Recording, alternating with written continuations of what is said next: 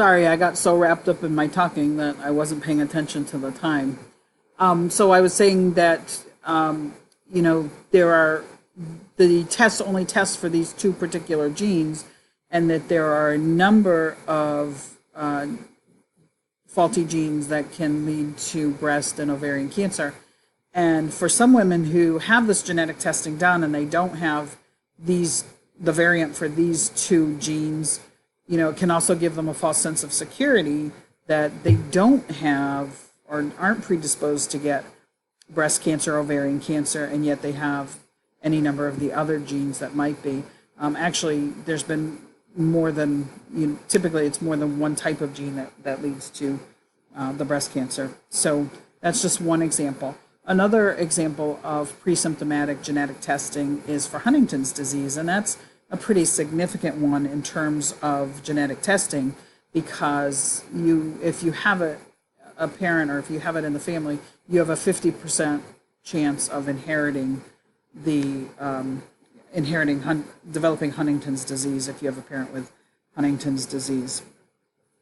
So Nancy Wexler is one of the most famous people related to Huntington's disease research, but also as initially an advocate for pre-symptomatic genetic testing and later on an advocate against the testing. So she had gone on and watched her mother ultimately die of Huntington's disease, which is a neurodegenerative disease. And because it's a dominant gene, she and her sister had that 50% chance of inheriting the disease. Because the average age of onset is 36, people often have children before they learn they're affected. So that's another reason why it's so common to have genetic testing done for this particular disease. It is a progressive disease, and it can, once it starts, it can progress fairly rapidly. It goes through several stages, which involve loss of muscular coordination, changes in personalities, leading to people who are angry, hostile, sometimes depressed. They can have slurred speech, distorted facial expressions, jerky muscles, staggering, falling, incontinence, dementia, a variety of other things. In the last stage, they become in a vegetative state. So what Wexler decided to do, knowing that she had this potential risk for it, she wanted to discover the gene for Huntington's and to be able to develop a predictive test for it. So she did a lot of research having it in the family, and she discovered that around 1800 there was a European sailor who had Huntington's disease. He jumped off a ship in Venezuela. He had 14 children, and by 1981, so quite a long time later, they were able to identify that he had about 3,000 descendants. Of these 3,000 descendants, 100 had Huntington's and another 1,100 were at risk. So in 1981, she led an expedition to obtain blood samples from the descendants and test them for a genetic marker for Huntington's. And in 1983, she and a partner found the marker. So in 1987, although the actual gene hadn't yet been identified, they developed a linkage test for Huntington's, meaning that they could test a batch of genes that tended to be inherited or linked together. And the linkage test allowed people like Wexler to know their risk. For example, they were able to determine whether a person had a 5% risk or an 80% risk or anywhere in between.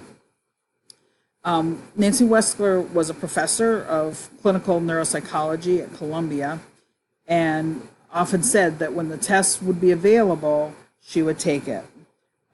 Later on, she decided not to take the test. And the implications of that really surprised people. She had been a leading advocate for testing, but then at the last minute decided not to do the test herself.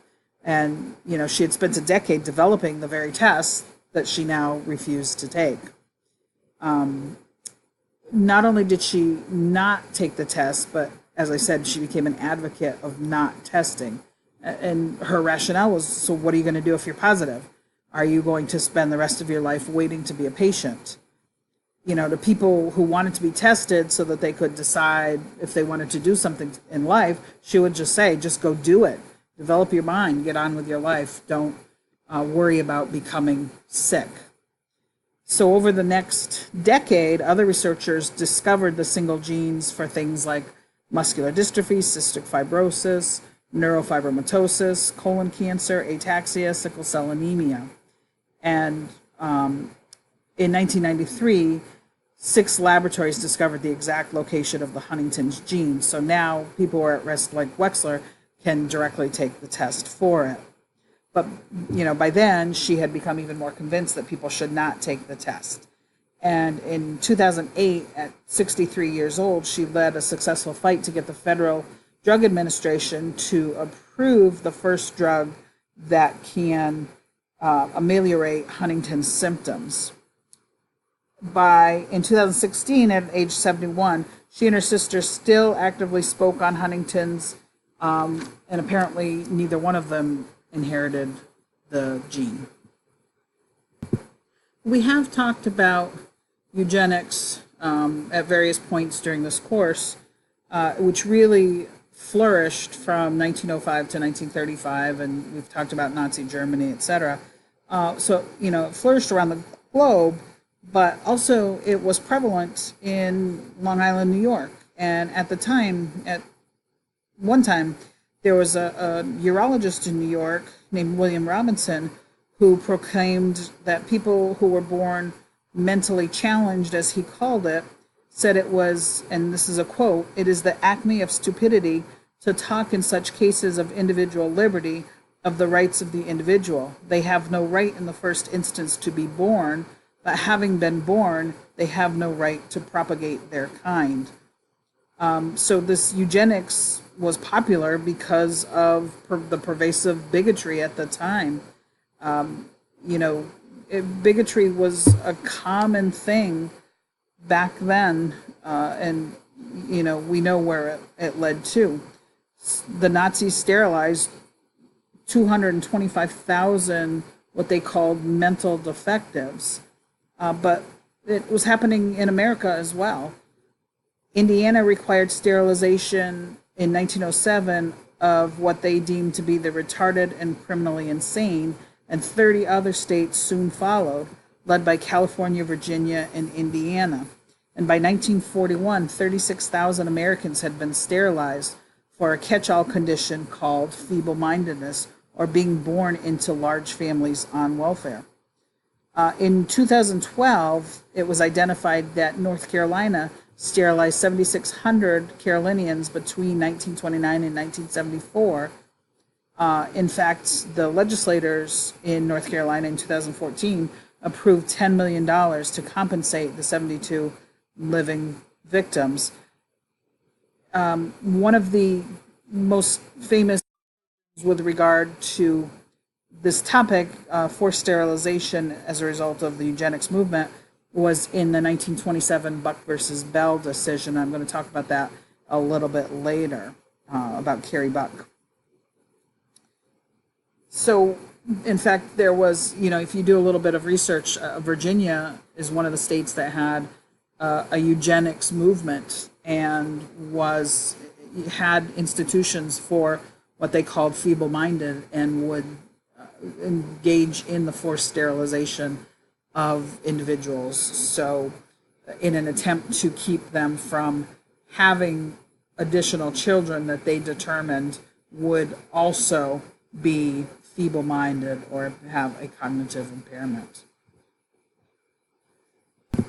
So in another case of genetic testing, in 2006, there was a woman named Maria Lopez who was 30 years old, and she had type 2 diabetes and struggled to control it. Many people with type 2 diabetes struggle to control it. Her extended family was in East Harlem in New York City and included lots of relatives who had diabetes.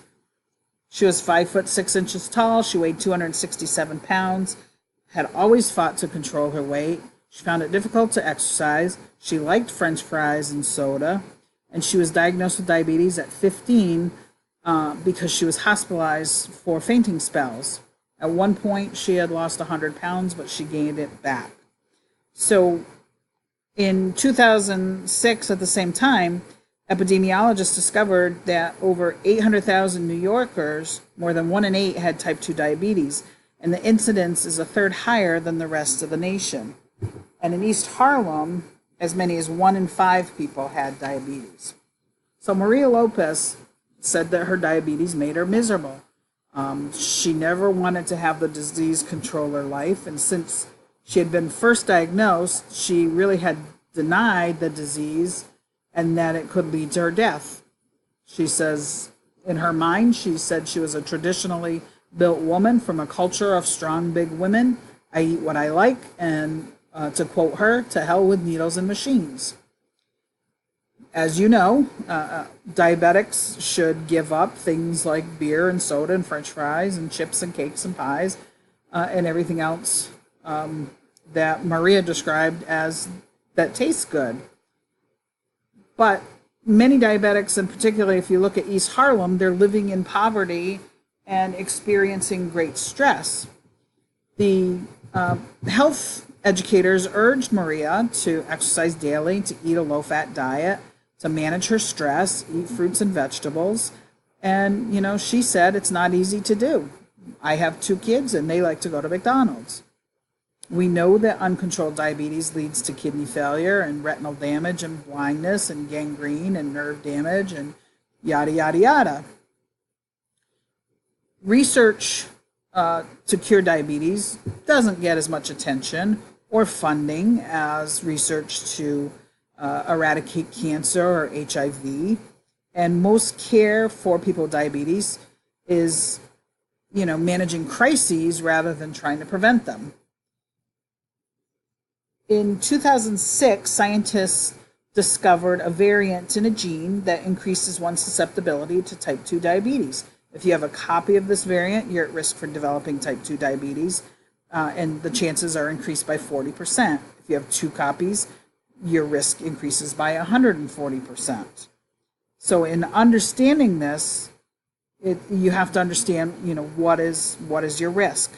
So, people like Maria Lopez, with a family history of it, is at a significantly higher risk. So, should she be able to get genetic testing for diabetes, and should her children be able to get genetic testing for diabetes? Another situation is Alzheimer's disease. People hear Alzheimer's disease and it creates fear in most people because of the progression of the disease. Roy Smith is a 22-year-old man whose father had early onset Alzheimer's disease, and at 58, he no longer even knew who his son was. Both of Roy's grandparents, paternal grandparents, had Alzheimer's disease. So his father probably got 2 copies of the gene that causes Alzheimer's disease. There are 2 biomarkers in cerebrospinal fluid that can identify Alzheimer's. One tests the blood for beta amyloid, which is the protein fragment that builds up the plaque that clogs arteries in the brains of people with Alzheimer's. And the second tests for tau, the tangles in the brain of Alzheimer's patients. So you've heard about, in the brain they get tangles and plaque. There's another test that uses a dye to stain the same plaque so that a PET scan can measure them. So later on, there became another assessment that tests for the specific gene where the risk conferred by the gene is most marked in people who are between 61 to 65 years of age. Individuals with 2 copies of that gene had a significantly lower age at onset than those with 1 or no copies. So in individuals with 2 copies, sometimes they got symptoms as early as their 30s and 40s. Individuals with that gene have 3 times the risk of getting Alzheimer's than other people. However, having the gene doesn't guarantee getting the disease. So again, we're going to talk about developing the sick identity later. So, most of his adult life, Roy's father had a tremor in his right hand, and by 17, Roy also had the tremor. His father drank heavily, so did Roy. So they were getting to see common patterns in each other. So I'll continue in